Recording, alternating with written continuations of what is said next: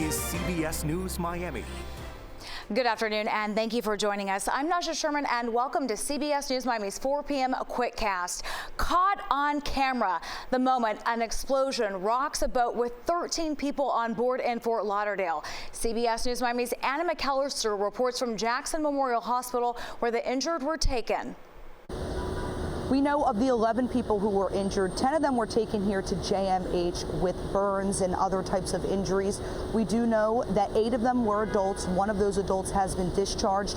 We're told by hospital staff that of the remaining adults that are here, they're in good condition. We also know that a 5-year-old little boy and a 7-year-old little boy were also taken here, and they are in fair condition. Now, I want to show you the moment this boat exploded on the water in Fort Lauderdale. Take a look at this.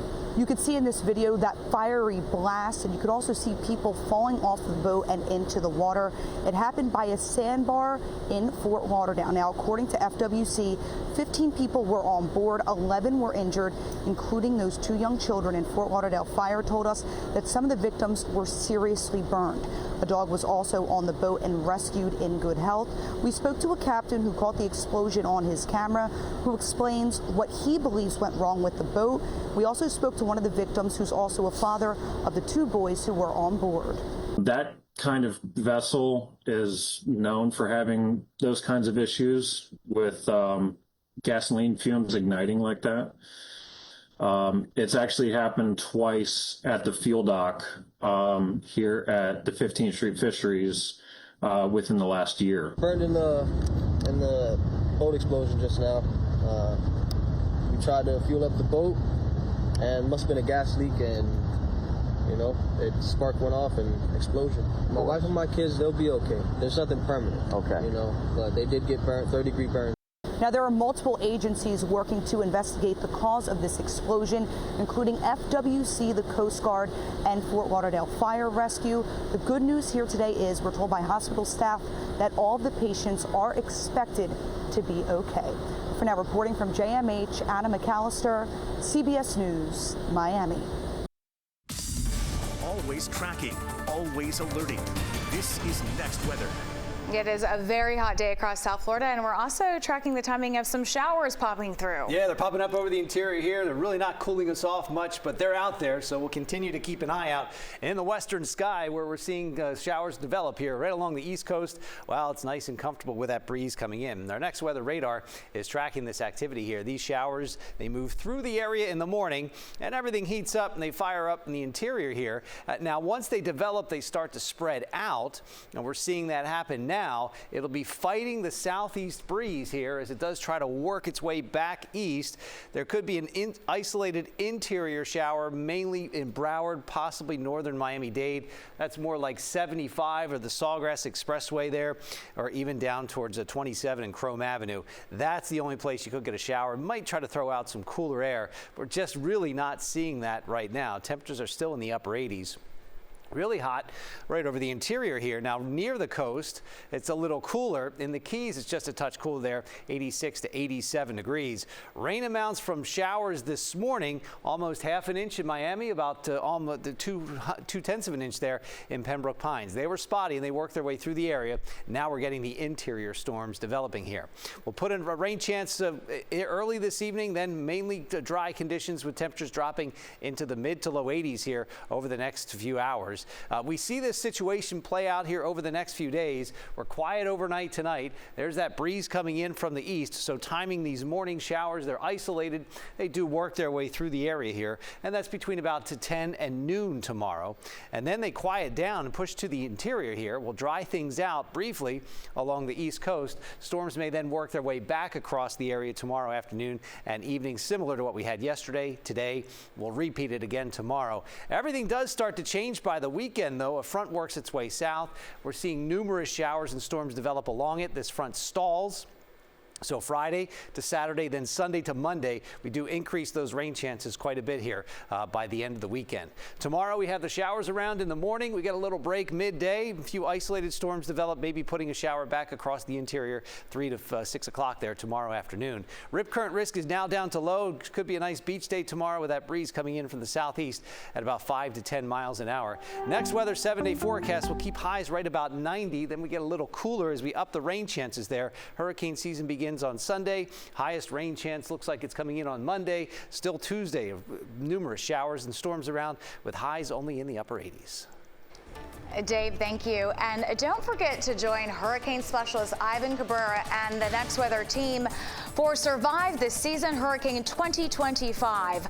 Our 1-hour special will have important information for you and your family and help you get ready for whatever might come our way. Watch Survive This Season Hurricane 2025 on Sunday, June 1st at 8 p.m. right after 60 Minutes, and we hope to see you then. New details after a police officer shot a man outside of Bayfront Park in downtown Miami. Police say it happened after the man hit the officer with his car, and we are now hearing from that man's sister. She says her brother, 21-year-old Melodick Clark, had surgery Sunday night and is recovering. Police say Clark hit the officer with his car while the officer was directing traffic, and that's when the officer opened fire.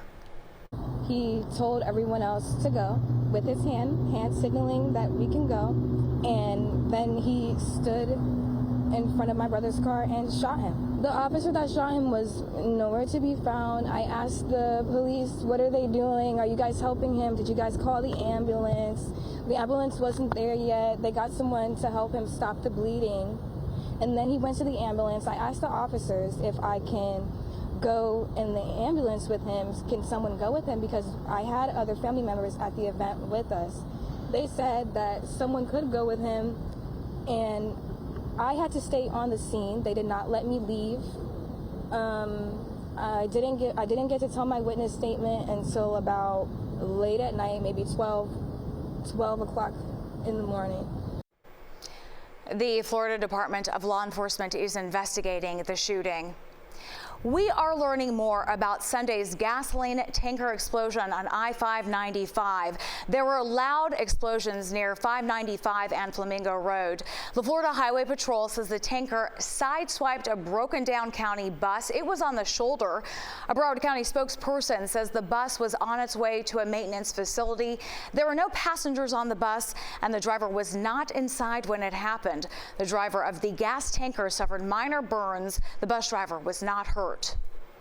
Police in England say the driver that slammed into Liverpool soccer fans on Monday acted alone, and it is not terror-related.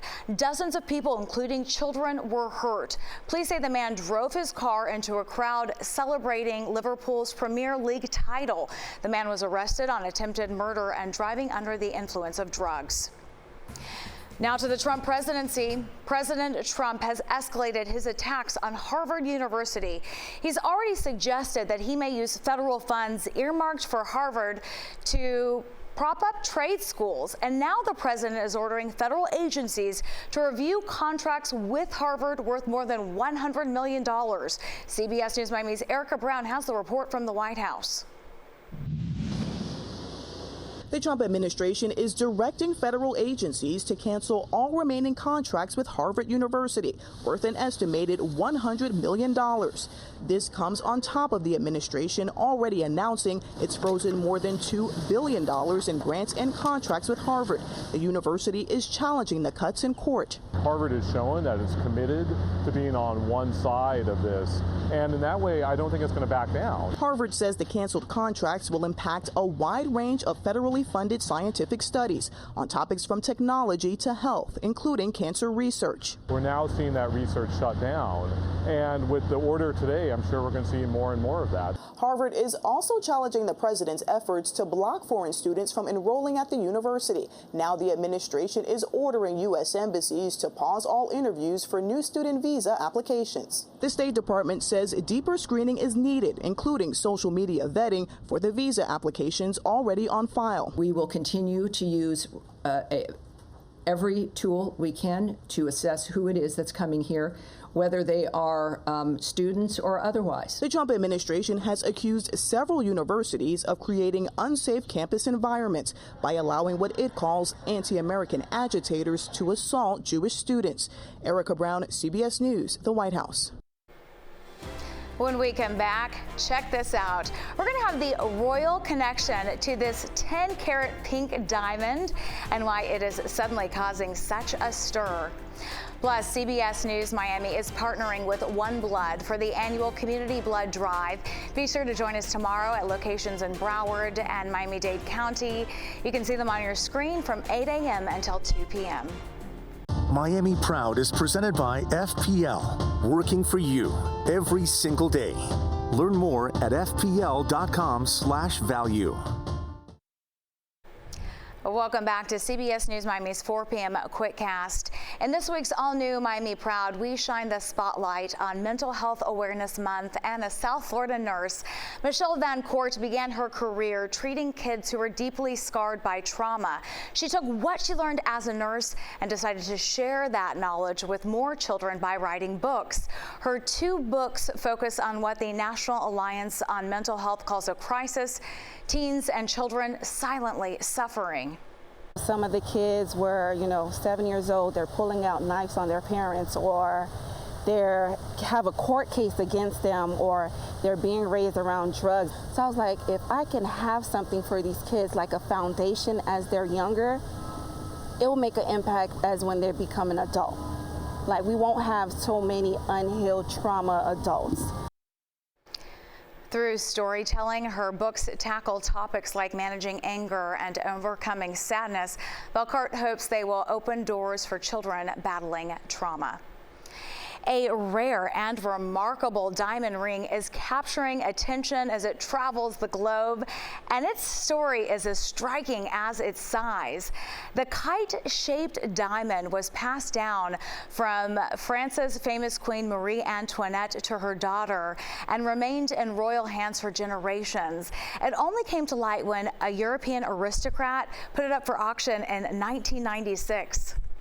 This very special diamond weighs 10.38 carats. It is a fancy purple-pink diamond from the 18th century and most likely from the Golconda mines in India. Just beautiful. That royal rock is expected to fetch up to $5 million when it goes up for auction at Christie's in New York next month.